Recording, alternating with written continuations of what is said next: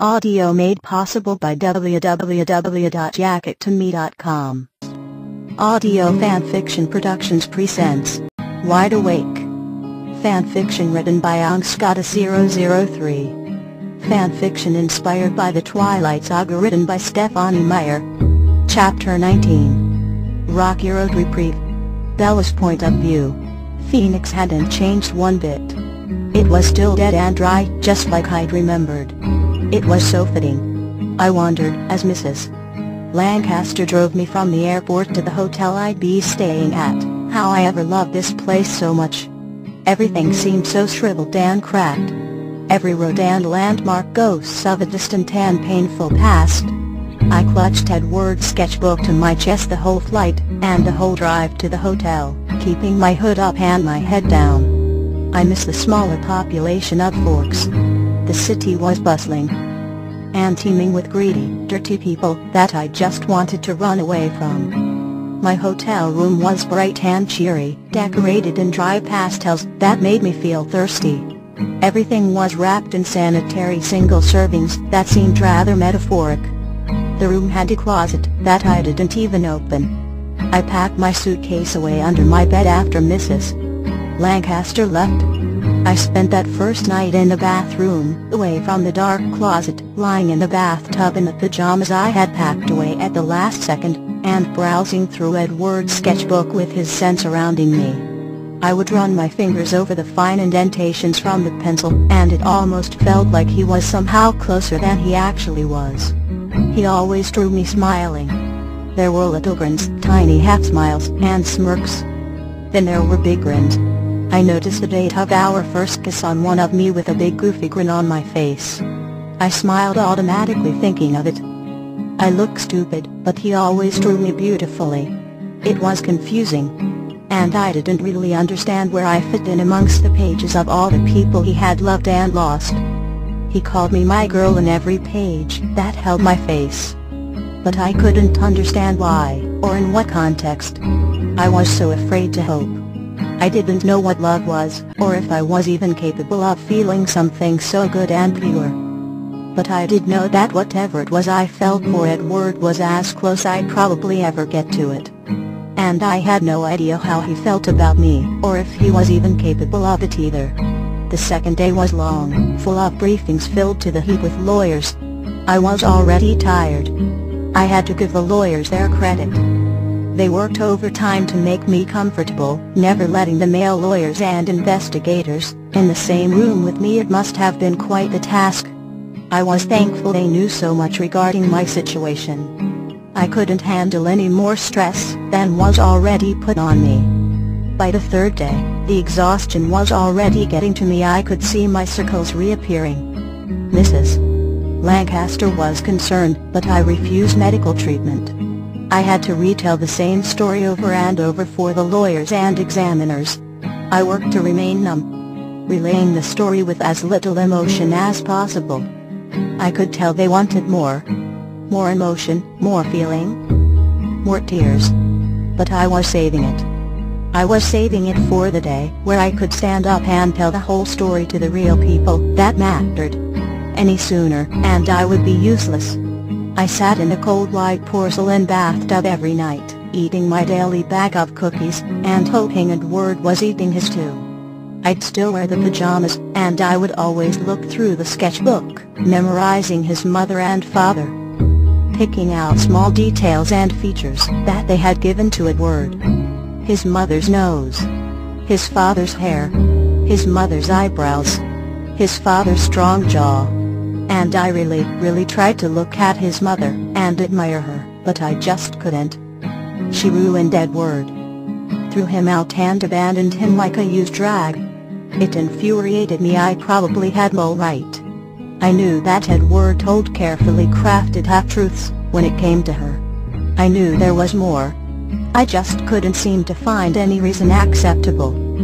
So I knew one didn't exist.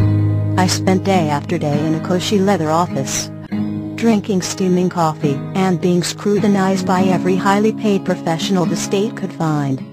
It was awful. All I wanted was to get it over with and go home. Go giggle with Alice, go see Edward. Go sleep. Go smile again. On the fourth day, I slept. I curled myself in the covers of the fluffy white bed, hating every second of it. And I went to sleep. And the dreams came stronger and more vivid than ever. As if knowing the man responsible was so much closer, only miles away somewhere. There were more and more days, bleeding together in a blur of black coffee and brown leather chairs and people taking notes. I kept my hood up, even in the building. I got stares and glances from people, silently insinuating my mental stability left much to be desired. And they were probably correct. And as Edward would say, I really didn't give a shit.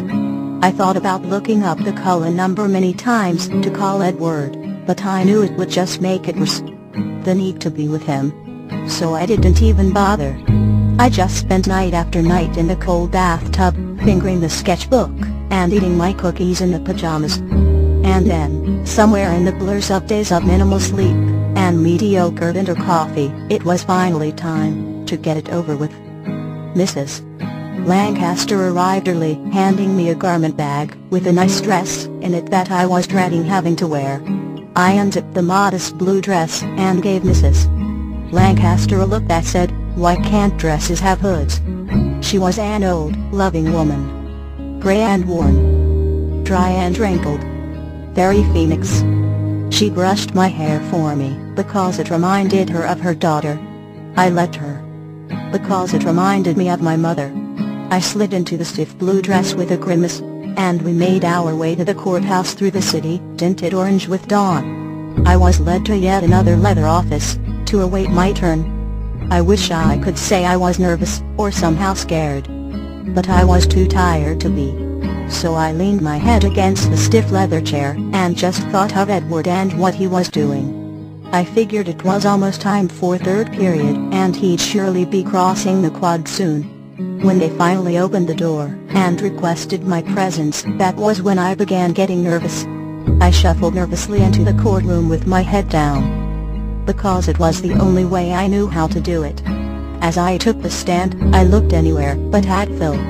If you ask me, I couldn't even tell you what he looked like, or if he was even there at all, because I never actually looked right at him. I relayed my story in a quiet whisper, utilizing my tiny microphone gratefully. I cried. I sobbed. I gave them exactly what they had been waiting for 11 days. And by the time I was done, my face was soaked, and I was numb again. I don't really remember even walking out, or Mrs. Lancaster guiding me to the car that was waiting. I remember reassuring her I didn't want to stay long enough for a verdict. We all knew what it would be. Phil was an incompetent criminal.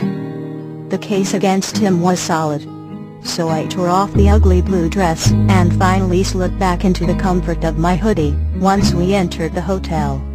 My suitcase was already packed on the wild fluffy bed, and I was ready to go home. Home to Forks. Edward's point of view. I thought for sure the first day would be the worst without her. When I sat at lunch and ate her goodbye cookies all by myself while Jess pawed Brandon in the janitor closet. When she wasn't sitting next to me in bio, or passing me in the quad. I thought when I got home, and went to my room, and stared at that empty fucking sofa, I couldn't feel anymore like shit than I already did. But then I brushed my teeth, and while I was doing it, I saw her little blue toothbrush sitting there in that toothbrush holder all alone. I wore the goddamn pajamas that night. There was no fucking reason to, because there was no way I was sleeping without my girl. But they smelled like her. And the bed did too. So I put on my pajamas, and got under the covers, smelling the cookies and flowers, and feeling like shit, and just laid there awake all fucking night. Jess knew by the second day. Alice had told him that Bella left. I was already fucking tired. And he could see it. He didn't talk to me, just gave me a sympathetic look that I nearly snorted at because he had no fucking idea that I was missing a hell of a lot more than just fucking sleep. By the third day my black circles were back, and so was the zombie. When Jess got in the car that morning, I fished for information on Bella from him while I drove slowly. Just fucking hoping that Brandon would tell him something about how Bella was. But he had nothing to offer me. By the fourth day, I was swaying again.